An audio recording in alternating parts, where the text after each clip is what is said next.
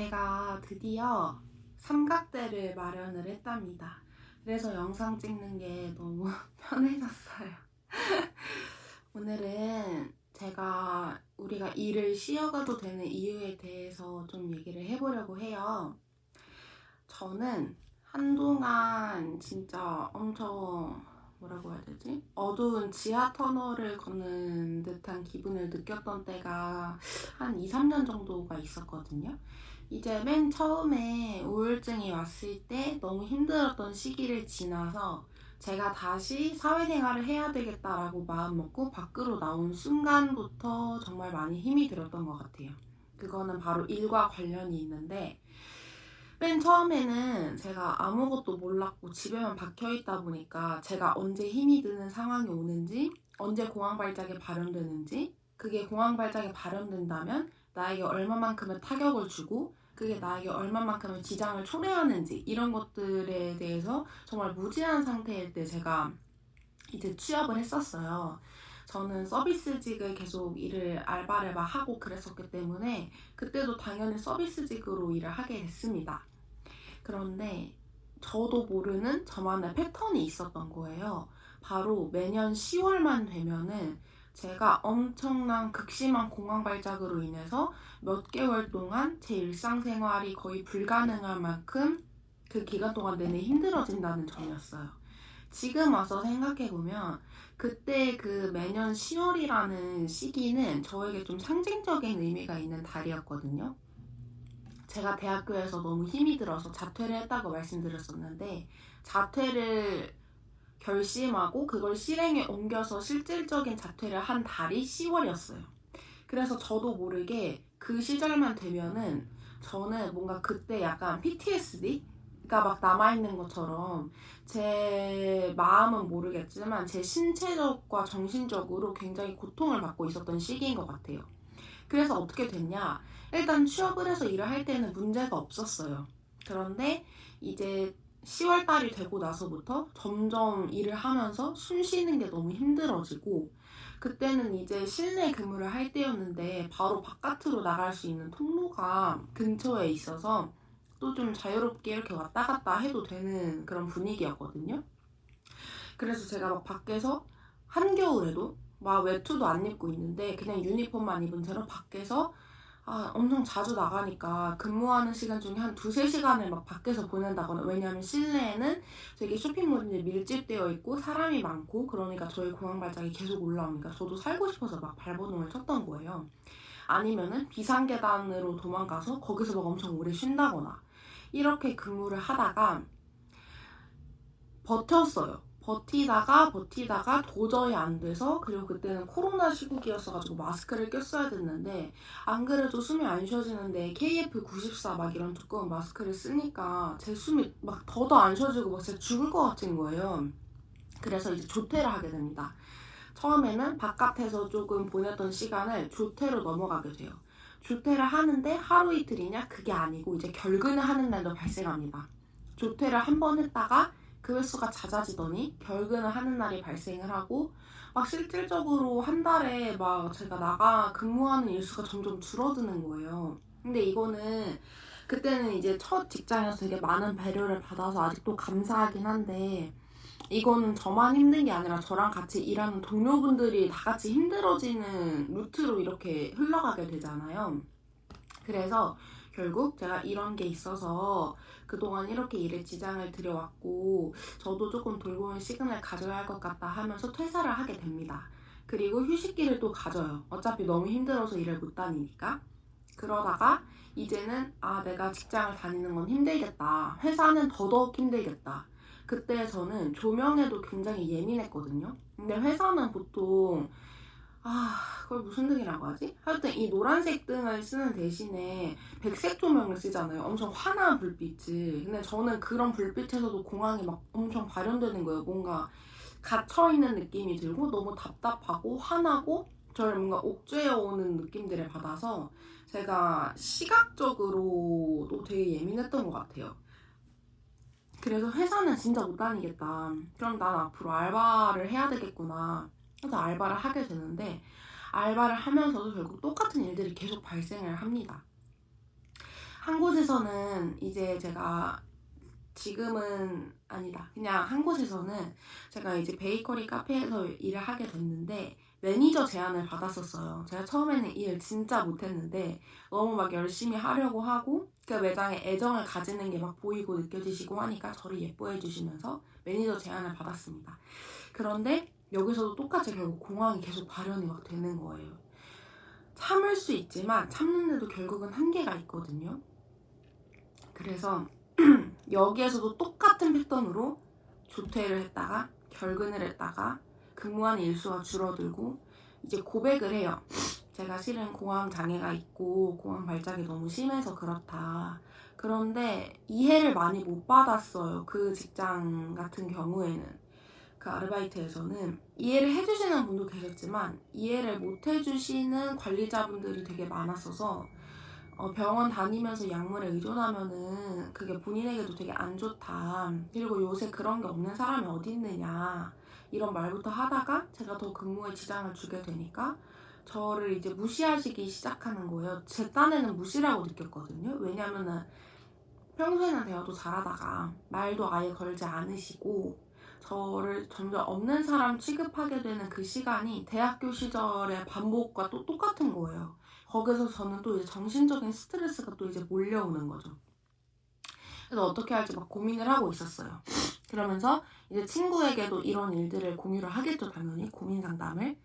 그런데 한 친구가 이렇게 말했습니다. 그런데 다운아, 너만 그렇게 힘든 거 아니고 세상 사람들 다 각자 힘든 이유를 가지고 있다. 저도 알고 있어요. 누구나 다 힘들지만 그걸 겉으로 티내지 않고 지내고 있다는 사실을 알아요. 그런데 저는 좀 불가항력이잖아요. 약을 먹고 어떻게 제가 노력하려고 해도 저에게서 느껴지는 이 고통과 그런 발작을 제가 제어할 수 있는 그런 수준이 아니었기 때문에 친구에게조차 그런 얘기를 듣는다는 사실에 굉장히 큰 상처를 입게 됩니다. 그리고 결국 일도 그만두게 돼요. 제가 되게 막 좋아했던 곳이고 그랬는데 일을 그만두게 돼요. 그러면서 더 극심한 공황 장애를 겪게 되고 그 해가 지나간 다음 연도 초에 이제 조울증 진단까지 받게 됩니다. 저는. 세상이 너무 막막했어요. 제 친구들은 다 회사에서 직장 생활에 적응을 잘 해나가면서 직급도 달고 앞으로 쭉 잘 나아가고 있는데 나는 이렇게 정체돼서 언제까지 알바 생활을 해야 될지도 모르겠고 나의 이런 질환은 언제 나아질지 감을 잡을 수도 없고 심지어 그 시기에는 제가 정신병동 입원을 정말 진지하게 고려하면서 원장님께 상담을 받을 때 입원하고 싶다, 입원하게 해달라는 말을 할 정도로 저는 정말 극심한 스트레스와 정말 너무 힘든 시간을 보내고 있었어요. 하루에 막 잠도 한두 시간씩밖에 못 자고 공황 발작이 와서 막 배탈도 나고 하루 종 막 방바닥을 떼굴떼굴 굴러다니고 몇 시간씩 일어날 힘도 없고 너무 힘들고 막막했었는데 처음으로 작년 한 해에 제가 쉬는 기간을 좀 가졌어요. 그리고 그때 일어났던 또 하나의 변화는 남자친구를 통해서 남자친구가 다니고 있던 회사에 제가 잠깐 일을 하게 되었어요. 그런 기회를 저희가 주어져서 한번 도전을 해봤거든요. 근데 역시나 거기서도 공황 발작이 좀 심해지고 이래서 많이 힘들었는데 거기는 인생 처음으로 제가 막 공황 발작이 올라오고 이럴 때 언제든지 자유롭게 자유 휴게 시간을 가질 수 있게 배려를 해주셨고 저를 정말 많이 케어해주려고 노력해주셨던 곳이었어요. 그런 배려를 받으면서 닫혀있고 상처받았던 제 마음이 조금씩 열리기 시작하더라고요. 그러다가 일단은 쉼의 기간을 가져야겠다 하면서 쉼의 기간을 가졌는데 아무것도 하고 있지 않다는 사실에 또 무력감을 가지게 되고 엄청난 스트레스에 시달리게 됩니다. 마치 이 세상에서 내가 무쓸모한 존재 같고 나는 도대체 앞으로 무슨 일을 해야 하며 어떻게 살아나가야 하고 나를 어떻게 책임지는 그런 성인으로 성장을 해나갈까 이런 고민에 빠지면서 조울증에서 이제 우울증이 막 오던 시기라 더 우울했고 그런 스트레스는 받지만 아무것도 할 의욕이 생기지 않고 또 엄청 어둠의 시간을 보냈어요. 그치만 그 와중에도 일은 조금씩 하려고 노력을 했었고 결과는 좋지 않고 계속 그만두게 됐지만 어쨌든 저는 포기하지 않고 도전을 해왔습니다. 그러다가 이 스트레스, 취업에 대한 스트레스가 극에 달할 때 결국 저는 결심을 합니다. 고용노동부에서 지원해주는 그 일자리 지원 정책이 있거든요. 그게 이름이 갑자기 생각이 안 나네. 그런데 거기서 저는 어쨌든 1, 2형에 선정이 돼가지고, 왜냐면 그때 제가 소득도 없었을 때였거든요. 그래서 매달 생활비 50만 원을 받으면서, 지금은 60만 원으로 인상되었지만 저는 그때 50만 원을 받으면서 학원을 전액 무료로 다닐 수 있었고, 원장님께 추천받았었던 법률 사무원이라는 직업에 대해 궁금증이 생겼었고, 그게 제 적성에 이순이와도 맞는 직업이었어요. 그래서 학원을 다니다가 학원이 또 무의미하게 느껴집니다. 제 성격이랑 안 맞았던 것 같아요. 저는 그런 뭔가 조금 그냥 지식을 배우기보다는 정말 실무에 투입되어서 할 수 있는 실용적인 지식을 배우고 싶어 했고, 또 다시 그런 공부를 하다 보니까 현장에 나가서 일이 너무 하고 싶은 거예요.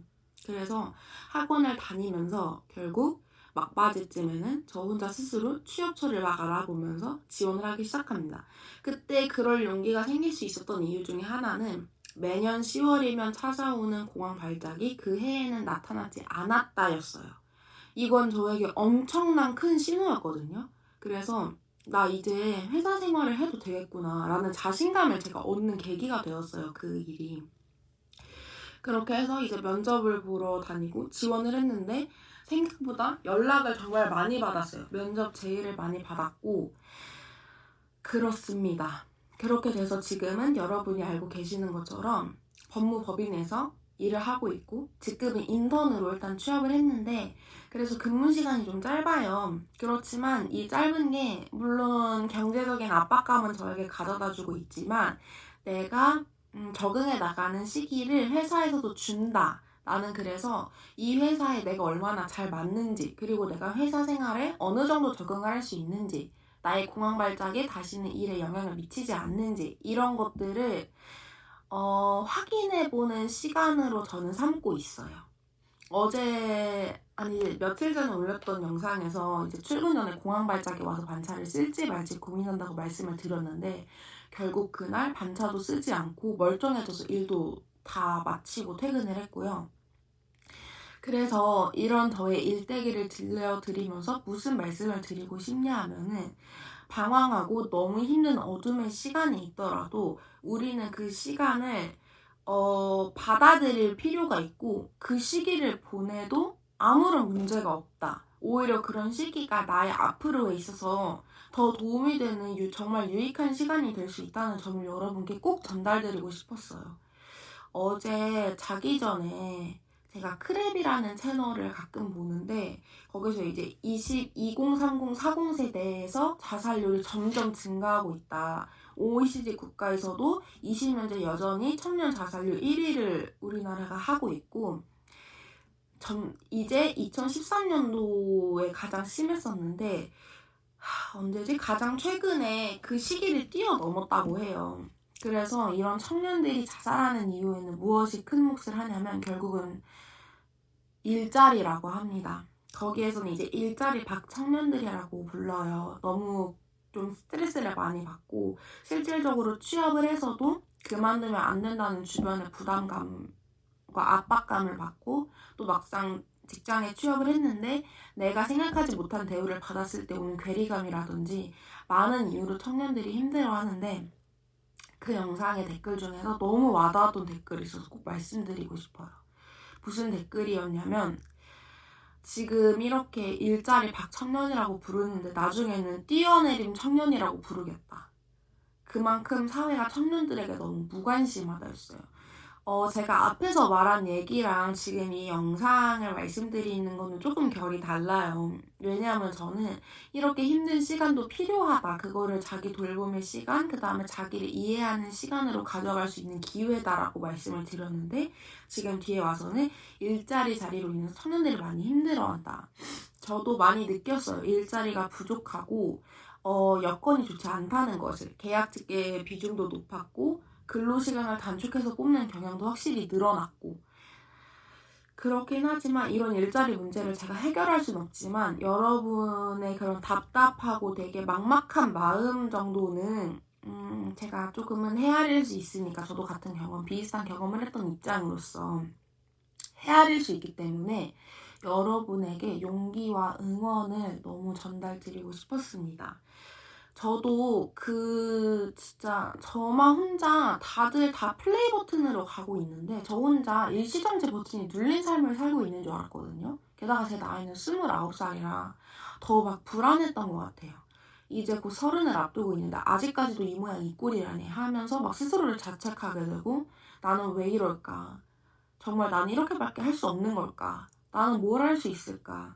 이런 생각들이 저를 지배했었는데, 그랬던 시간이 지나고 지금은 이렇게 다시 길이 열릴 거라고는 전혀 상상도 하지 못했었거든요. 그런 몇 년의 시간을, 그런 답답하고 막연한 몇 년의 시간을 보내다가 이제서야 조금 저에게 봄이 온 것 같은 느낌? 앞으로 제가 또 정규직으로 전환이 될지, 근로시간이 늘어날지, 어떻게 될지, 또 지금 이 월급에서 내가 너무나 스트레스를 받아서 다른 곳으로 이직할지, 그건 아무도 알 수 없고 저도 알 수 없지만 그래도 이렇게 살아가고 있는 사람이 있다. 그런 시간을 보내는 게 어찌 보면은 진짜 지금 사회에서는 당연한 일이다. 정신질환도 20대에 가장 많이 발현될 수 있는 시기라고 해요. 그만큼 사회가 불안정해졌고 우리가 겪을 수 있는 우리는 너무 많은 스트레스에 노출되었다고 생각을 하거든요. 그래도 저도 이렇게 제 인생이 풀리고 있는 만큼 여러분들도 희망을 잃지 않으셨으면 좋겠어요.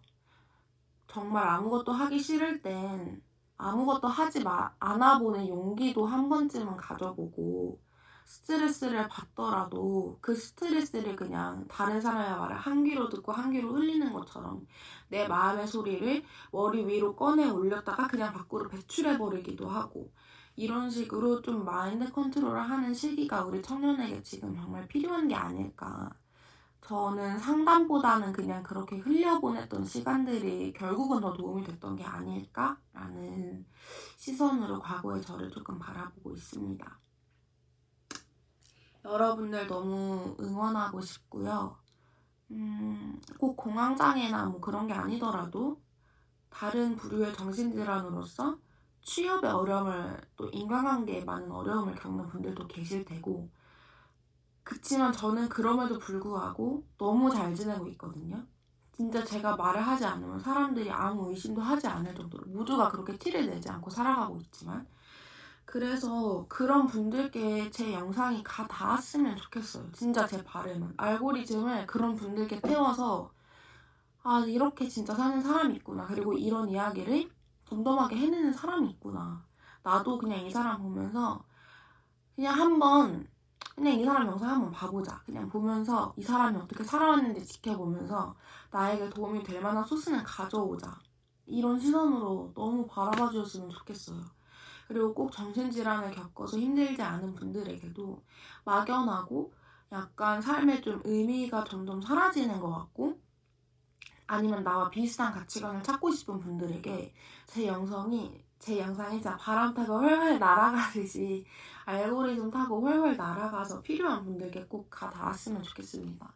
조회수보다는 실질적인 분들께 조금의 일말의 도움이라도 되기를 바라면서 이번 영상 여기서 마쳐보도록 할게요. 저 어제 머리 잘랐어요.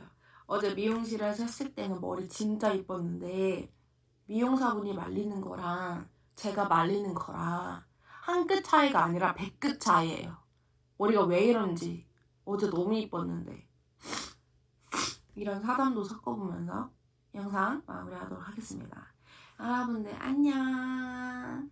우리 오늘도 힘내요. 화이팅!